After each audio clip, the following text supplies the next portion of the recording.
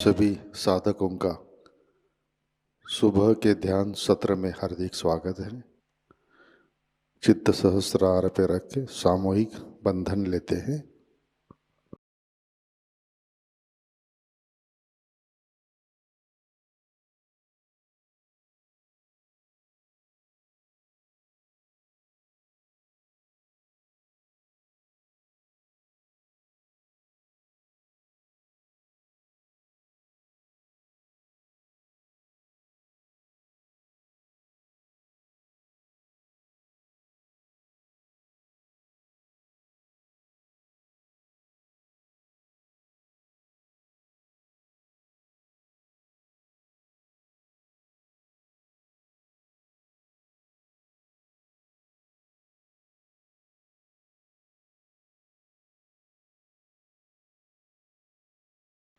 ध्यान की शुरुआत 3 महामंत्र तत्पश्चात श्री गणेश मंत्र से करते हैं।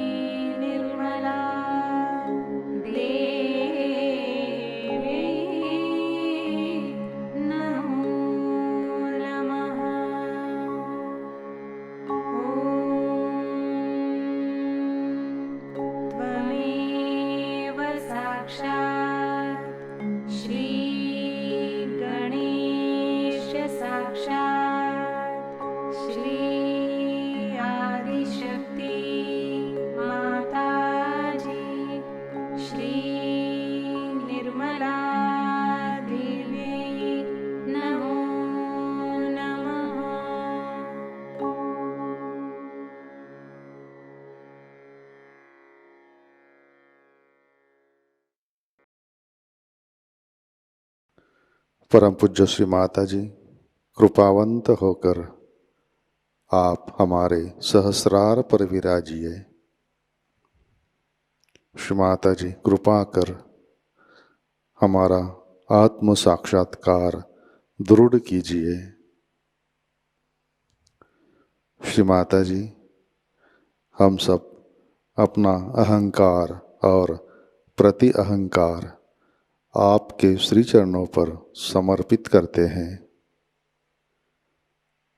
कृपावंत होकर आप हमें निर्विचारिता प्रदान कीजिए।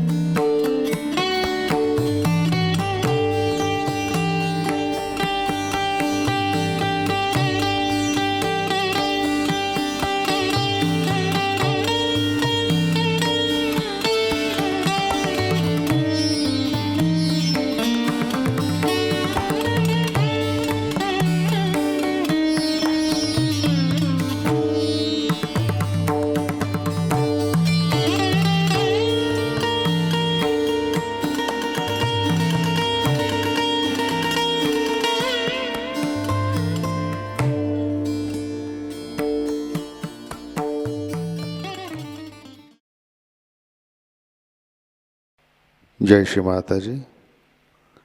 इसी ध्यान की अवस्था में अमृतवाणी ग्रहण करते हैं।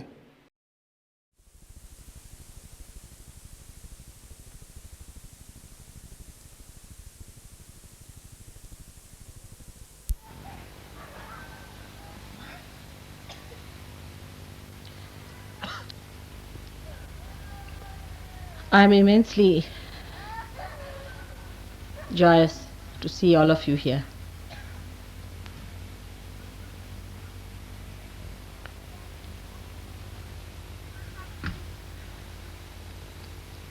I do not know what to say from my side. The words get lost. They have no meaning. So many of you aspiring to ascend to that state where you would have complete joy, bliss and peace.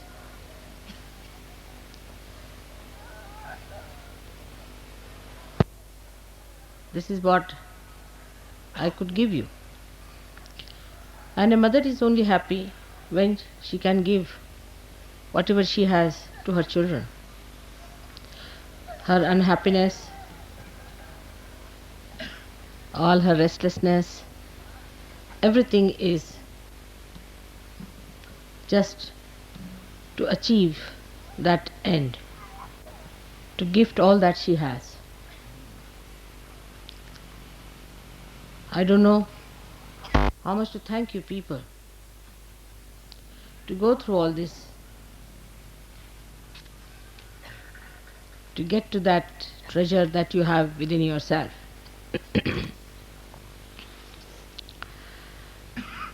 Sahaj is the only word I could think when I started to manifest Sahasrar opening.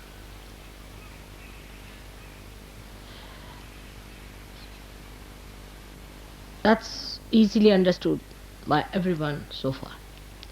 But you have realized that it is today a different style of yoga where first enlightenment is given and then you are allowed to look after yourself. It was never done before. Just a venture of your mother which has worked out. Otherwise, in the olden times,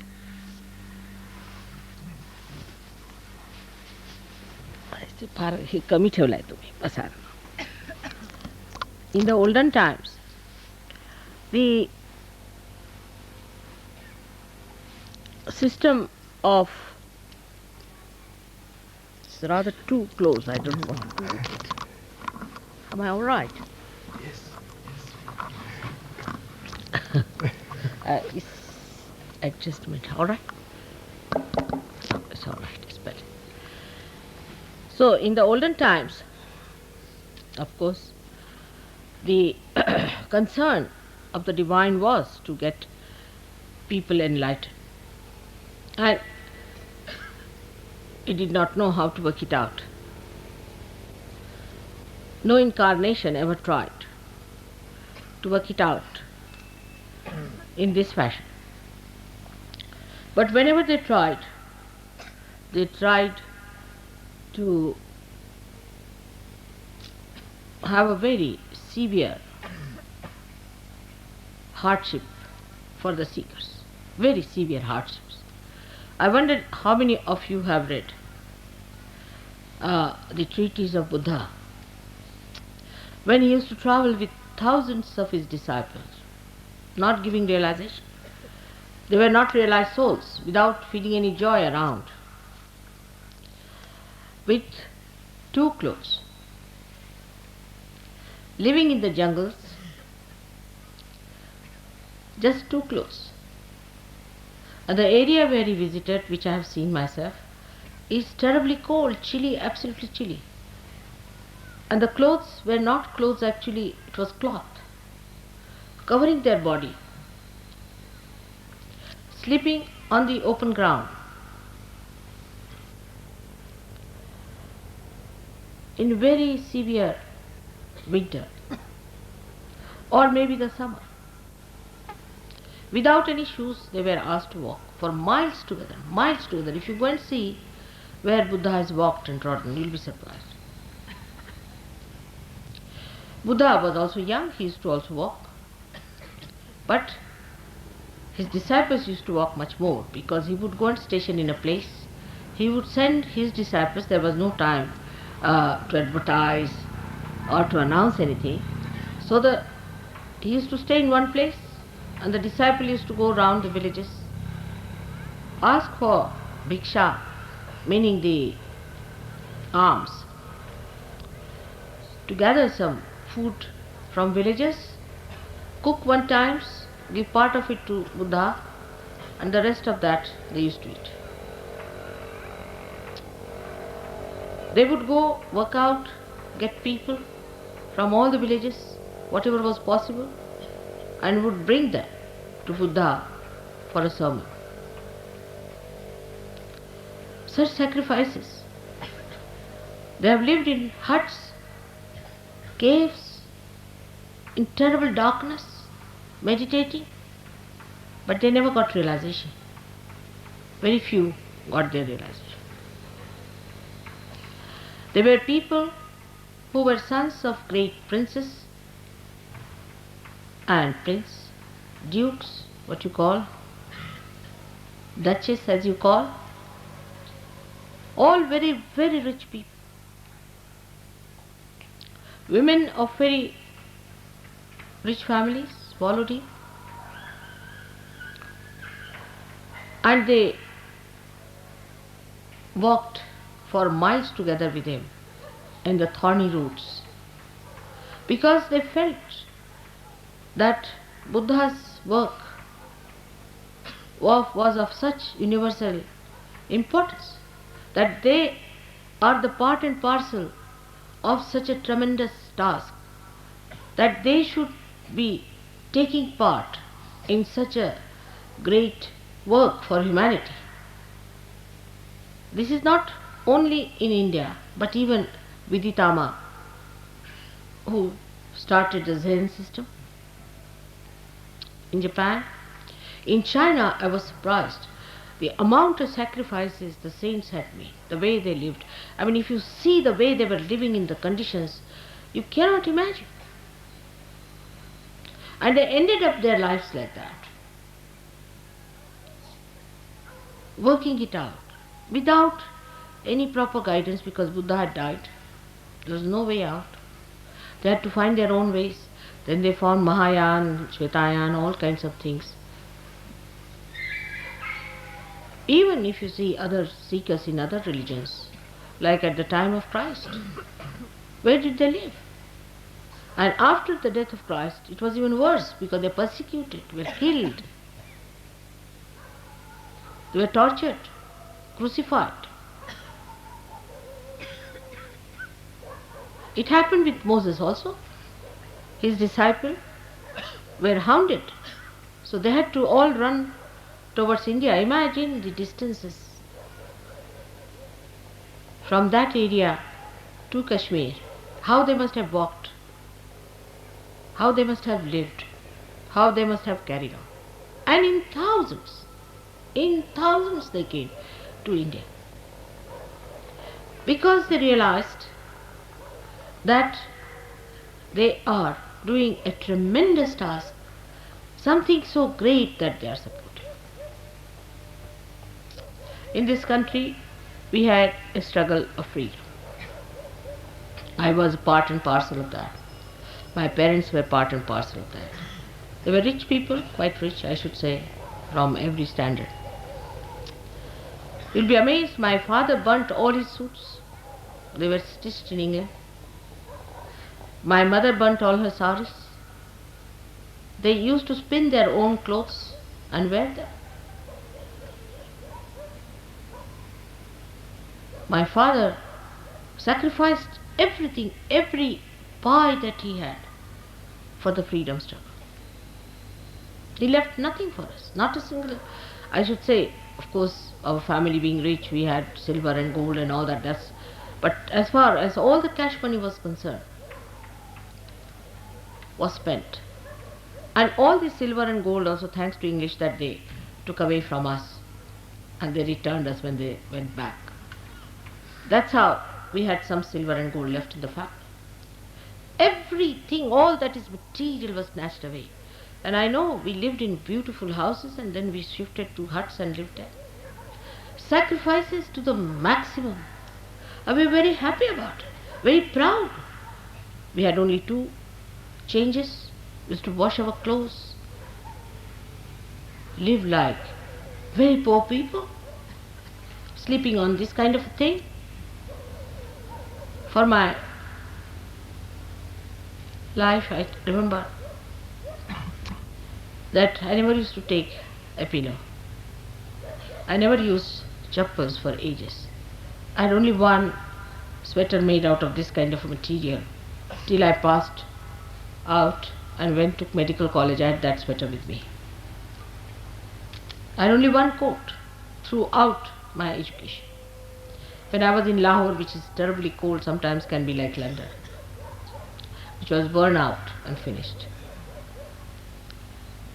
But we never grudged and never grumbled and never said that our father should have looked after us and done something. Why did he just sacrifice everything for the country? Never, never, never.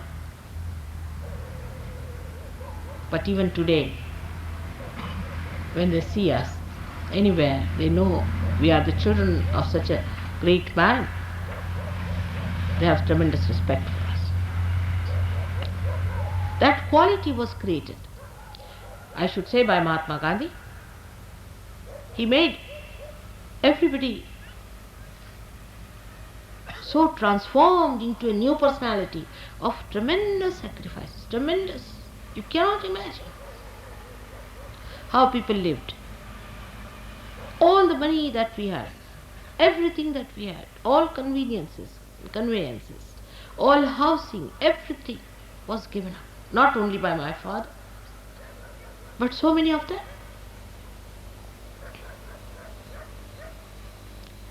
Otherwise, we could not have got our freedom. To get our freedom, this country has sacrificed so much.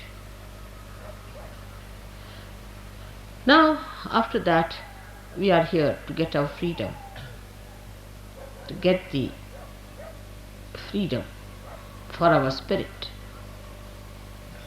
to make our spirit free from our greed, lust, from your anger, from our conditionings, from our terrible ego, from the body being enslaved by comfort.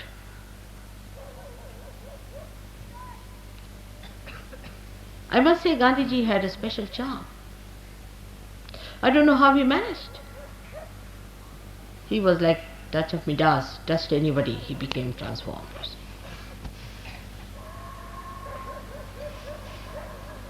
And he was an extremely strict man, very kind to me, to children.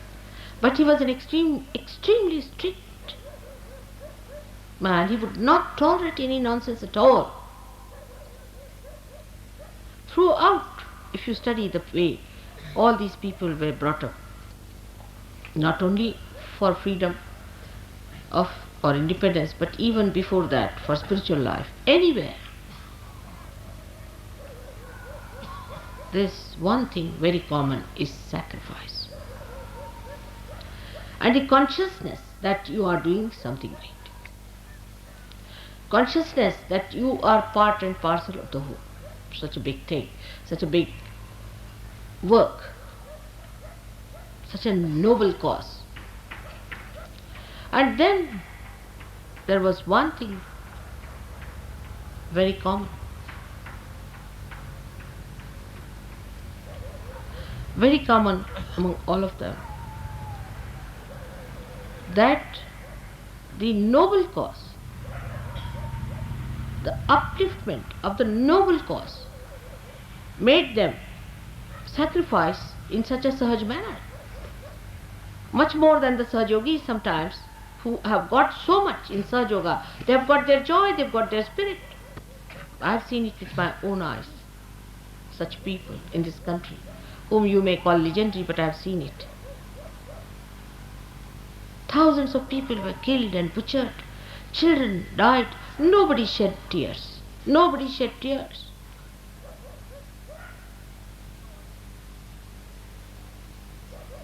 But to feel that you are for such a noble cause,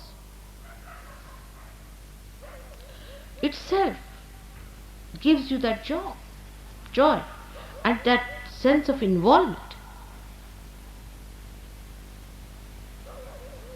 And moreover, what I know about Mahatma Gandhi and other people, what I have seen, how they were, everybody was not allowed to come in.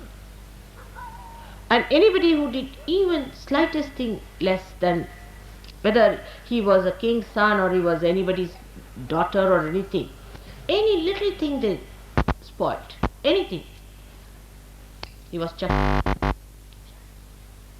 I have stayed in Gandhi's ashram, so I know what it is, and that's how you know I can go through rigorous life. It is his state. All the children about 12 years had to clean the whole of that ashram area, which is in actually 50 acres of land, every morning. They had to clean their latrines. Also the latrines of the guests, I have cleaned. and they were allowed only 2 dresses. And nothing could be kept, even you cannot see one paper anywhere, any litter anywhere. So clean, spick and span.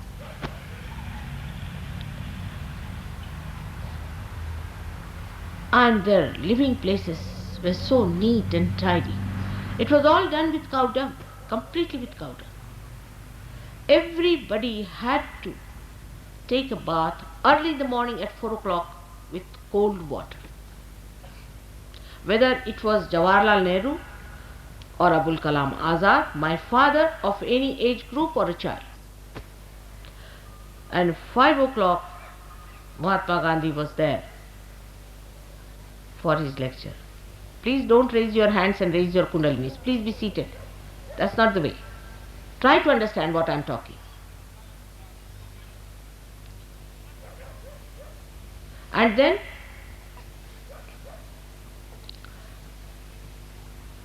early in the morning at 4 o'clock, you'll be surprised. Getting up, for me it was all right. And then to walk in those 50 acres of land to the center of that hall, which was nothing but just an open space surrounded by some sort of huts where Gandhiji was living. To walk all the way, after bath, after getting ready and all that, and snakes used to crawl along. Nobody was bitten, of course. I think the snakes understood that people were busy with the great job of freeing this great country.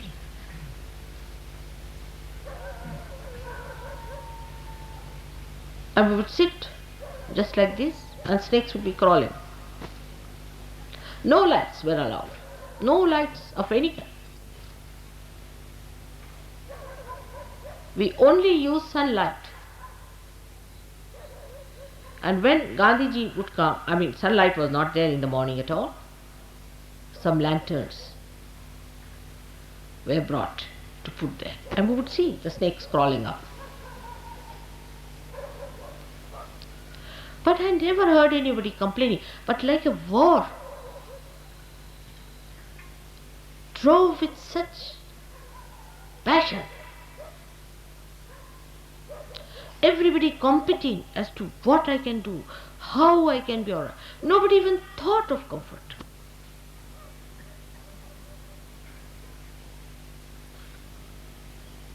Of course, they were all about, say, up to 50 years of age or something like that, maybe.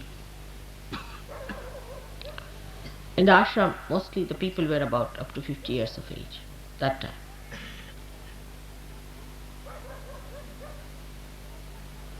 And I have seen with my own eyes the people who had huge cars in the house and things like that, they sold off, they threw it away. They used to come by train to Wardha station and walk down. Gandhiji would not see anybody coming even in a tongue. And they listened to him and obeyed him.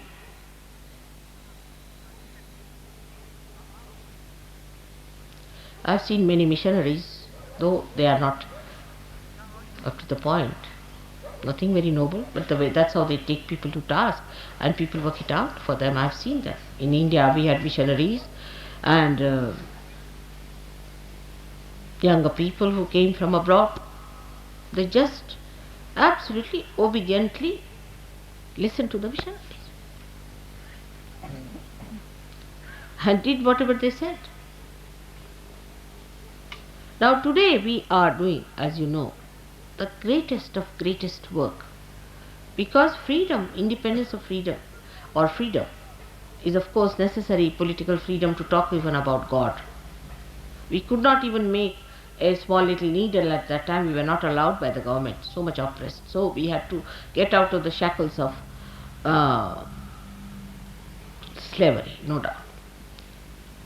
But now I find we have another kind of slavery, a slavery of selfishness, self-oriented. This is my comfort, I must have this, it should be enjoyable, I'm enjoying, I'm this, I'm that. You should enjoy, otherwise it is not something great.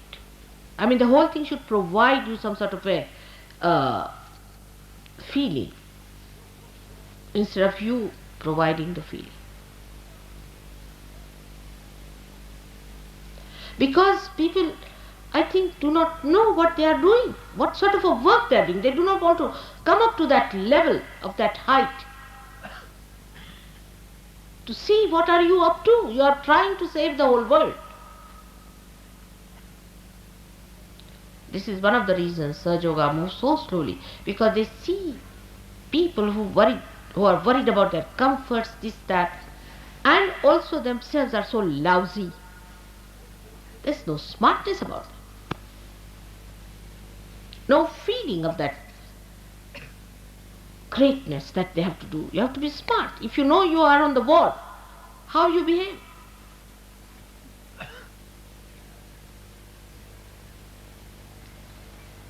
I'm sure the mediocrity is much less now. Better people. I'm sure we'll get even better people now. Much better people. They worry about little things of their families, this, that. They worry about their own problems and their jobs and this and that. I mean, nobody could talk like this to Gandhiji. I tell you, he would have slapped. Take it from me.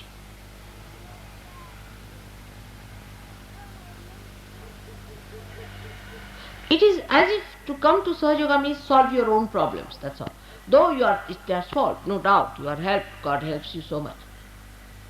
But how much are you doing about it?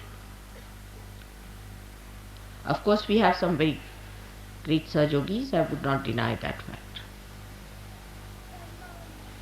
We have some, much more than I had ever.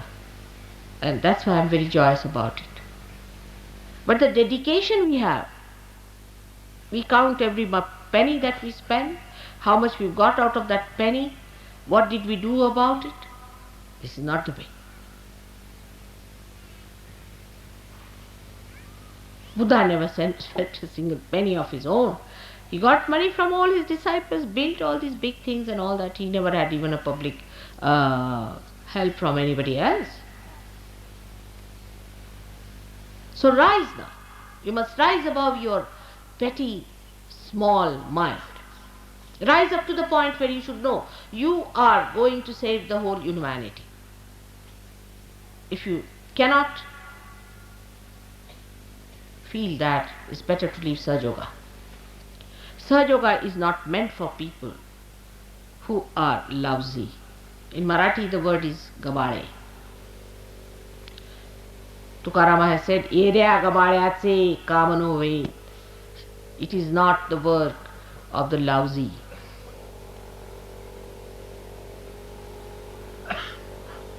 Shivaji himself, when he fought his war, he caught hold of people, the Sardaras and the dukes of that time, they gave up everything that they had. They gave up their lives, everything.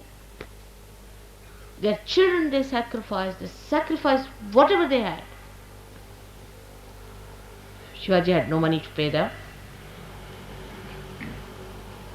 You must have heard of lots of stories about Shivaji. While if you see how we Sahajogis are in this world, Kshema comes first before yoga. It's like that. It's your mother's love. I want my children to be comfortable. They are newly born babes. All right, they need comfort.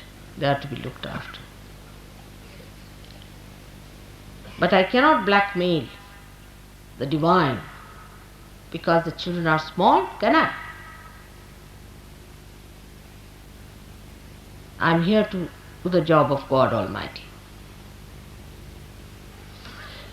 And when you are my children, all right, His grace will work.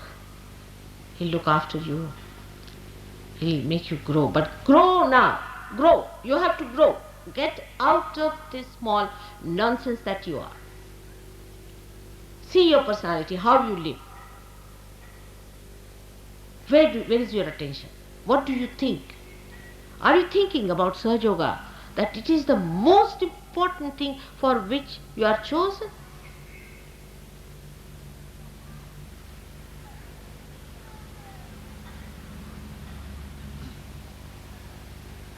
I feel sometimes, as I was feeling all the time, that you might be uncomfortable in many places.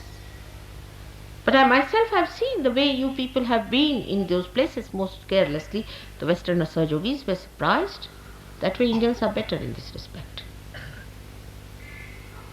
And some of the Indian Sahajogis have been misbehaving in a very funny manner. It shocked me the way they have been behaving, shouting at people, creating problems. Some people come to see me, they talk to them in such a rude manner that they run away. You can talk to them sweetly. You have to be nice to them, not to shout at people.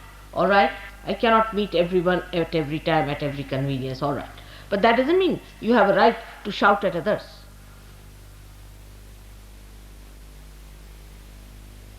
This is so petty and so low that I don't know how far I have to come down. When you rise above all these petty things, you will develop that divine discretion. That divine discretion is the real blessing of God. All other blessings that you think is a blessing is no blessing at all. Unless and until you can grow, what is the blessing? Like a tree which says, oh, such a blessing that I have got rain. But out of that rain, if you cannot grow, what's the use of having that rain on you? You have to be compassionate, beautiful, sensible people who are highest beings on this earth.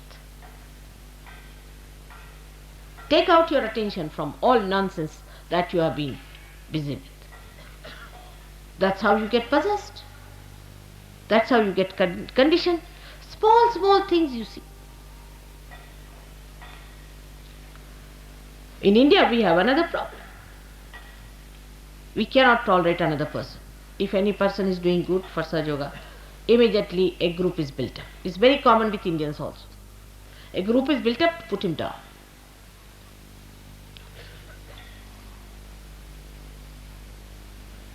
This was not done when Gandhiji was there. I don't know how it happens. It only happens with poor leadership. I think I don't have that leadership. At the time of Gandhiji, he used to blast people out completely, cutting each other's throat and saying things back behind, forming groups. Anybody who works out something nice and I try to help that person to express himself, immediately a group comes up too. And there are some hopelessly peripheral, useless Sahajogis in the West and in the East who try to make a mess of things. They think they are big gurus, big people, very small people, chicken-hearted I should say. And they think they are very big, great people because they can take good photographs maybe, or that they can wear a dress in a particular manner or something like that, stupid stuff as they are, and try to dominate others. Such people will be thrown out. Absolutely. No use having useless people in a machine like this. Today is the beginning of a new era, of people of very high qualities, whose spirit has been enlightened. Let's all think about it. Now you have to rule yourself and you have to rule others through compassion, love and discretion. Today that's the big time that I've declared that it is the universal religion, the Nirmala religion, which is formed out of my teachings of love. But it doesn't mean by any chance that you remain dwarfs. I'm not going to spoil you. I'm not going to spoil you by keeping you dwarfy people. So, try to rise. Do not dominate each other. Respect. Respect each other. You are out for a very big work of Virat. How much you know about the divine, nobody has known so far. But fix up yourself. I have known of a very great saint called Gagangar Maharaj who's fallen down completely. If person like him can fall down, you also can fall down if you do not understand what is your worth, what is your value, and what is the position you are given.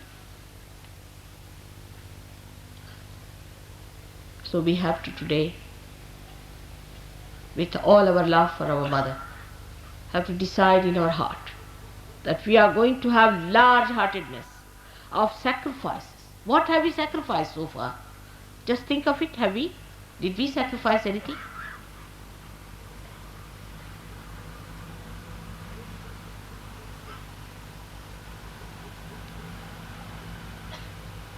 Please try to understand that I have to use you, the great souls, to save the humanity. You must grow, you must grow, you have to grow. On money points also, people are so wretched, they make money, they save money. In America, I was surprised the way people cheated me of money. Thousands. In India also this is a very common practice.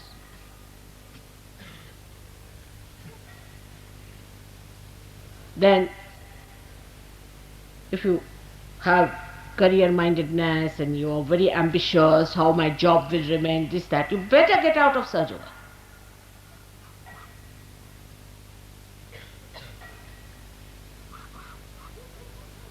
It's not going to help us at all.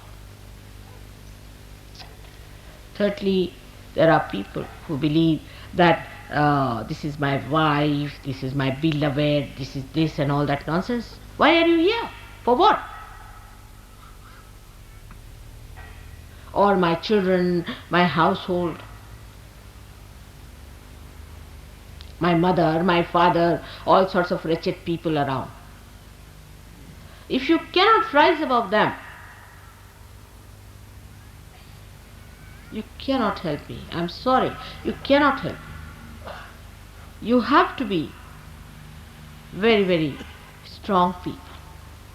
You have to be people of very great valor and great idealism and noble ideas. Some are like petty shopkeepers who follow the platoons to sell some things around. In Marathi it's called Bazar Bunge.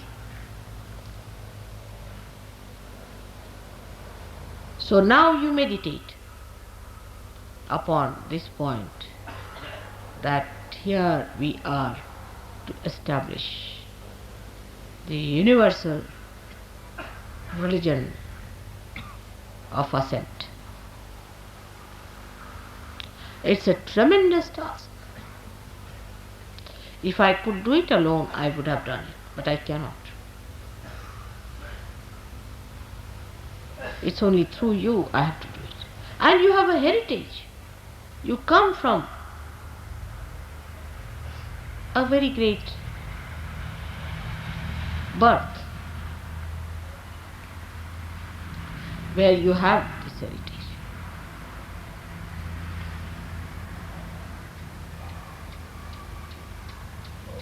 With that heritage, if I cannot manage you, I think I better give up your leadership. I cannot do it. When we were fighting for our freedom, all of us were removed from schools because we were in the missionary school, and the missionaries believed that Christ was born in England. So they would not allow us to study in those schools. So we were all removed from schools. We had no education. For some time, I couldn't pass my inter science. For 2 years, I couldn't appear because they rusticated us from colleges and schools. The government rusticated us.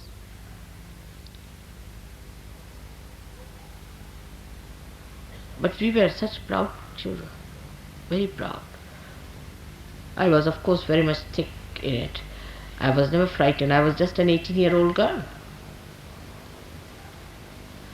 And I remember one day some people came and told us that your father is transferred from this jail to another jail.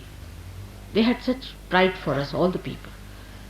So they had brought cars to take us down. And there were so many there.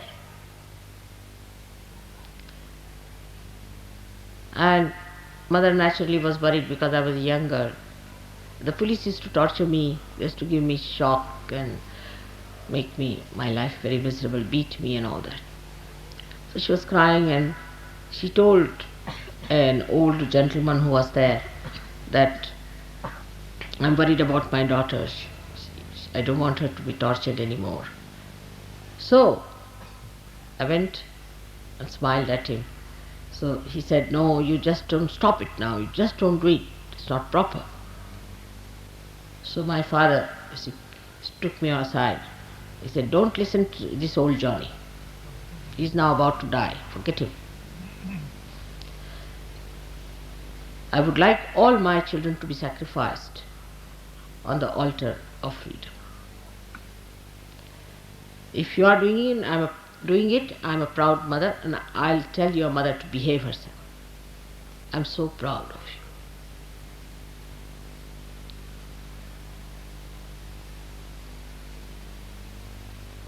Such atmosphere I have passed through.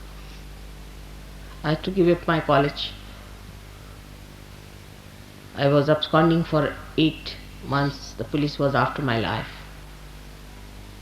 I know what we have gone through. We were very young people. 18 years, you can imagine.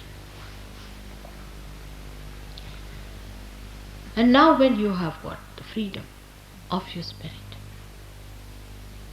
you must seek the comfort of your spirit. There are some people who are complainers and this and that nonsense. They should not have come. Or those who are Indians, they should get out of Sahajayoga and leave us alone. But those who know that they have come here, not to enjoy themselves only, but to make the whole world enjoy what you have got, to give it to them, and for that one has to sacrifice. One has to bear the pangs. How much I bear your pangs when you are caught up, when your troubles, when this and that. I've got blisters sometimes from you, everything. I don't mind because it is my life, my mission, my existence, my everything is for the purpose of emancipation of humanity. Even the last drop of my blood is for that. So my satisfactions are very different. Please remember, you are born of a very brave mother. Please try to rise. Be proud that you are doing such tremendous task.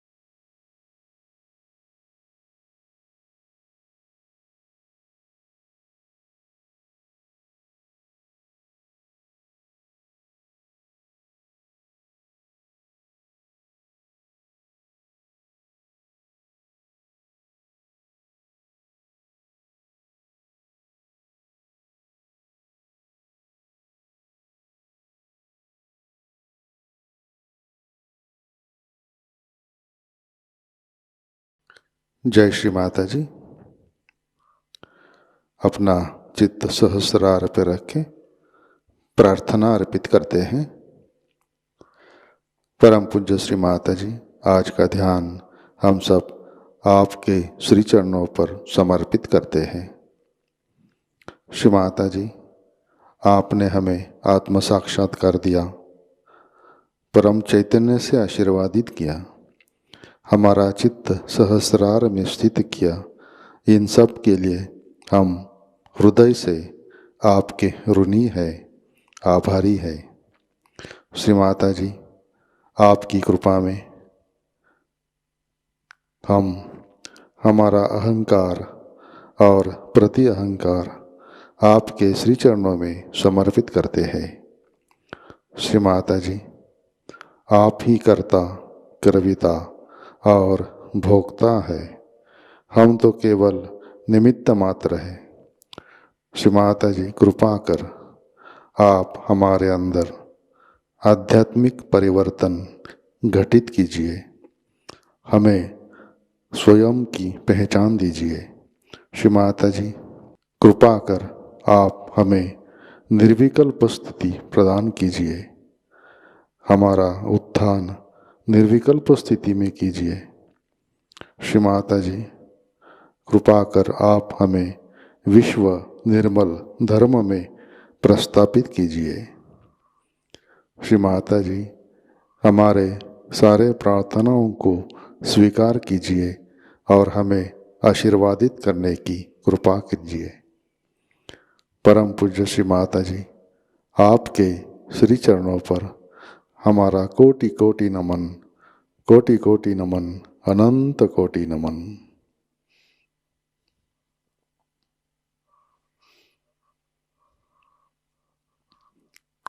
जय श्री माता जी। सामूहिक बंधन लेते हैं।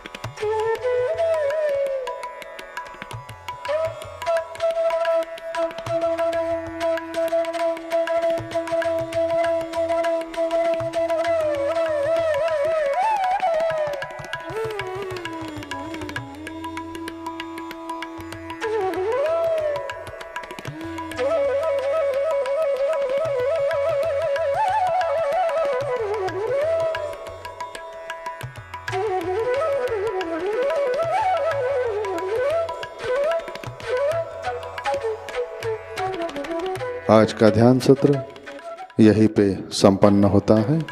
जय श्री माता जी।